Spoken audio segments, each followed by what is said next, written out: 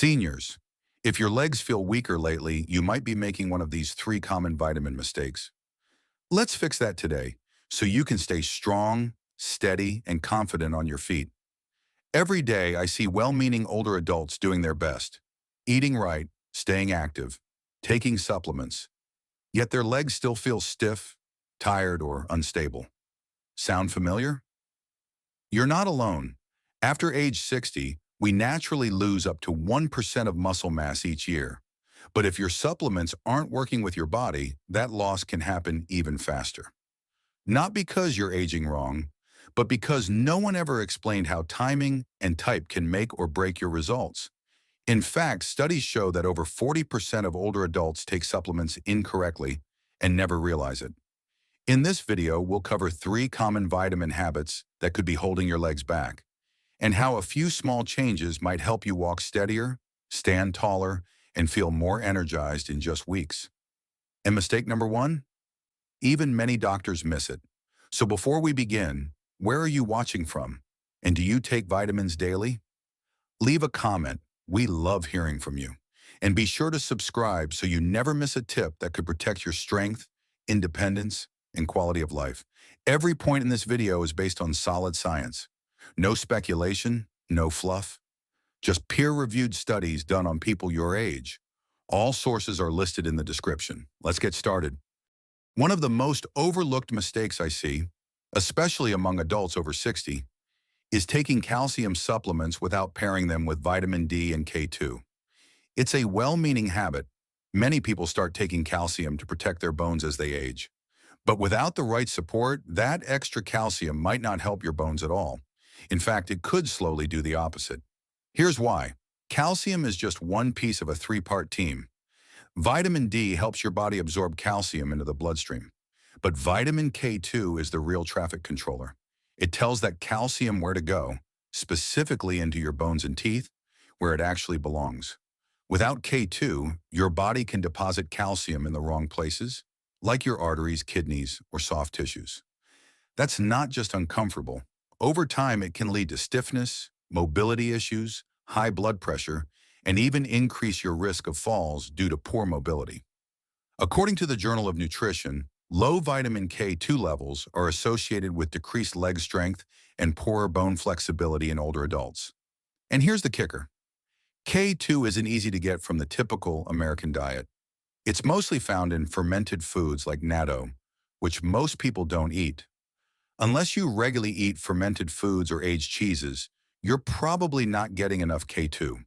That's why a combined supplement is so important. What should you look for? A daily bone support formula that contains calcium, vitamin D3, and vitamin K2 in the MK7 form. MK7 is better absorbed and stays in your body longer than other forms. Avoid calcium-only supplements that skip D3 and K2. They may do more harm than good over time.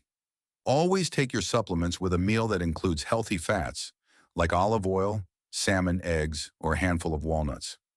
Fats help fat-soluble vitamins like D and K2 do their job. And don't take calcium first thing in the morning on an empty stomach. It won't be absorbed properly. One of my patients, Judy, a 68-year-old retired school teacher, switched to this combo after years of taking plain calcium. She didn't change anything else, just her supplements. But that one shift made a noticeable difference. Within a month, she said her knees felt less stiff in the mornings, and she felt steadier getting in and out of the car. So if you're just taking calcium, it's like pouring cement without a blueprint. Your bones need the full crew, calcium, D3, and K2, to stay strong, flexible, and safe. Let's move on to mistake number two, using the wrong type of magnesium. Now, magnesium might not sound exciting, but if you're over 60 and dealing with leg cramps, poor sleep, or even balance issues, this one mineral could quietly be playing a major role. Here's the problem. Not all magnesium is created equal. Many over-the-counter supplements use magnesium oxide because it's cheap and easy to manufacture. But here's the catch. Your body absorbs only about 4% of it. The rest, it tends to move straight through your system, often causing bloating or diarrhea without giving your muscles what they need. Instead, the forms your body can actually use are magnesium glycinate and magnesium citrate. These are much gentler on your stomach and far more effective at reaching your muscles and nervous system. Magnesium glycinate, in particular, is well known for helping with muscle relaxation and sleep quality.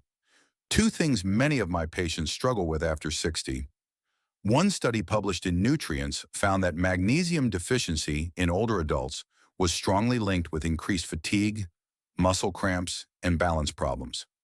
If you're taking medications like diuretics or acid blockers, the risk of magnesium deficiency goes up even more because these drugs can quietly drain your magnesium stores over time. And the scary part? Many folks don't even know they're low until symptoms show up, like waking at night with calf cramps or feeling off balance getting out of bed. What's the fix?